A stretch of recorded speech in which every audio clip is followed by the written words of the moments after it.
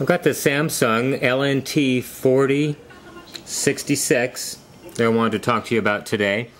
And this set came in to us for repair. The set comes on and it has sound, so I know the main board and the power supply is working okay. Let me go ahead and I've got it on my stand here laying down horizontally or diagonally, so I'll go ahead and it's a good idea to have one of these little stands. Makes it really easy to work on your TV, and you can look up, you can see the screen through here while you're working it. So I've got it on my stand. I've already got all the screws taken out of the back, so let me take the back off and show you what I found on this one. First thing we want to do once we get the back off of this TV is take a look at the power supply, just to make sure that all these capacitors look good, because if you know anything about Samsungs, there's been problems with the capacitors bulging from high ESR temperatures. All these look absolutely perfectly well, and I know the set's staying on because it has sound.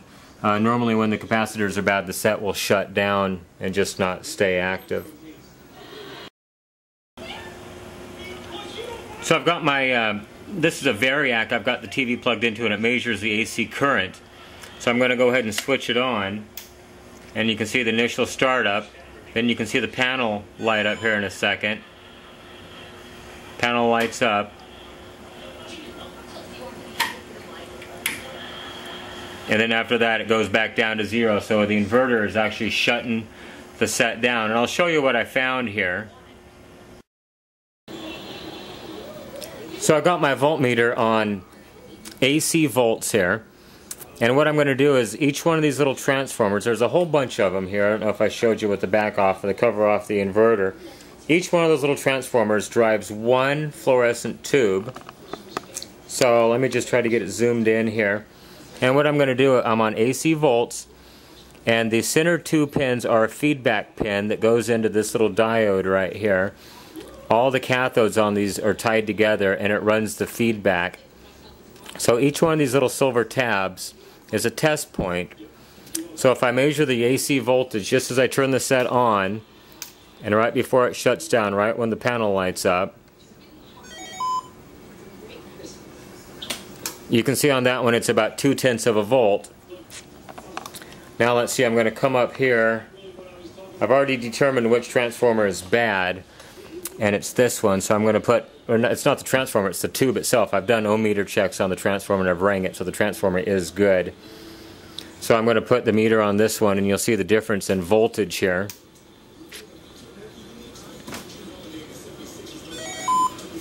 When the inverter comes on, see, it's about 1.4 volts, so that's the one that's actually triggering the shutdown. This fluorescent tube is drawing too much current, and it's going into each one of these diodes, and it goes back and it triggers the set and tells it that it needs to shut down, that it's having a problem. So I'm going to show you how to just do a quick and simple bypass on this to alleviate this problem. By the way, the part number on these little transformers is BL-1040. They're also used in several other Samsung sets. In fact, I have one right here that came out of a, this is out of a 52-inch Samsung.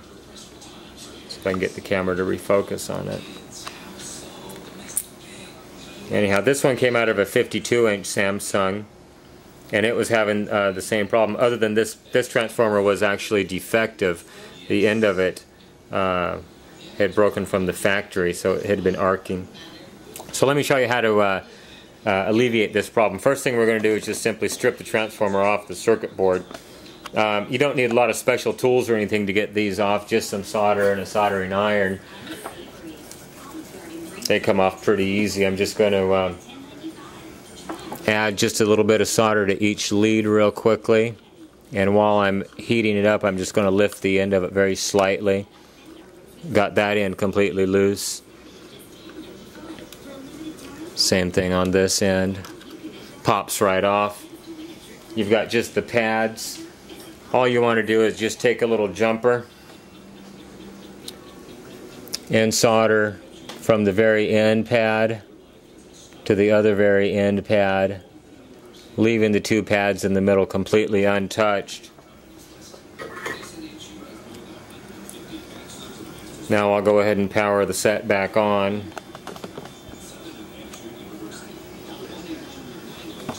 Now there's nothing connected to this feedback line, so it's just going to kind of float around and do whatever. You can see it's 1/10 of a volt. The other ones are 1/10, 1/10, 2/10. That one's drawn a little bit more. It's when it gets up into the like 3 volt range that it causes the set to shut down. Also, you can switch it to DC volts and measure the voltage on the cathode over here. It's 1.1 volts. I should have showed you this before, but originally with the transformer in circuit on the cathode, it would come on, it would go up to 12 volts for just a moment, then it would shut the set down. So you could probably put a DC power supply on the cathode of these diodes, run up the voltage, and find out exactly what the shutdown voltage point is. There's only one small drawback doing this, and I'll show you what that is in just 1 second. Alright, so here's that same set up and running. I'm going to go in here and show you the test pattern really quick. It's in the FBE2. Go into pattern select. And if you look really close, I hope it'll show up in the video, but you can see a very thin dark stripe right here. Let's get some different patterns, maybe you can see it easier. I'll go on the scrolling pattern.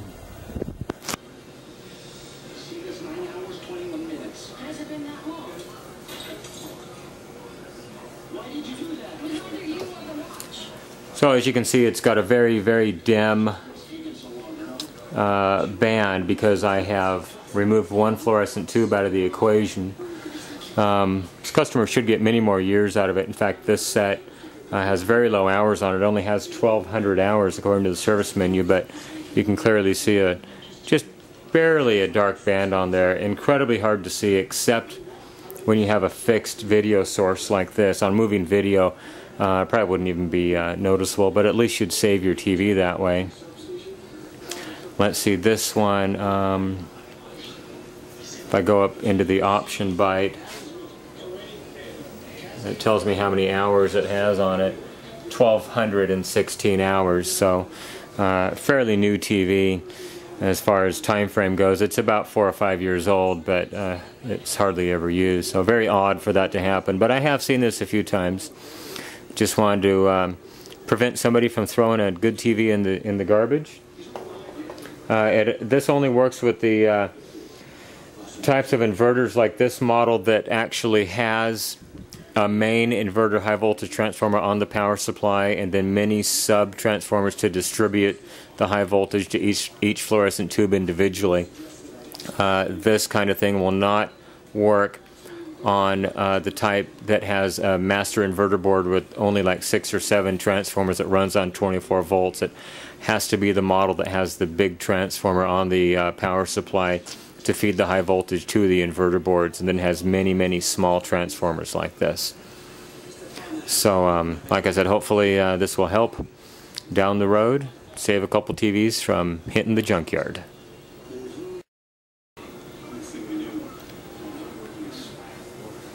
There was one other thing I wanted to mention on doing the test on this, that you need to check each transformer individually as you power the set on, because the backlight only stays on for about 1/10 to 1/4 of a second before it shuts it down. So on those little silver test points I showed you, you have to test each one individually, put your meter on it, power the set up, watch the voltage, go to the next one. And I finally found it about halfway up. Sometimes it might be the first one you check, it might be the last one you check, but keep in mind it's normal for these things to run a tolerance of about 10 to 20% difference between readings. There's another thing that you can do on the transformer itself, is you can check the resistance measurements on these 2 pins on the very bottom of it here with an ohm meter to determine if it is the transformer that's actually defective. And that'll let you know sometimes. Turn this light on so I can show it to you a little bit better. But if you check the resistance measurements of the 2 output pins, compare all the transformer resistance measurements together, if you have a defective one, it'll be off drastically You know, if it's over 5 to 10 to 20%, it's pretty acceptable. But if you come across one that's off by, you know, 60, 70%, then you want to be suspect of that transformer just being defective.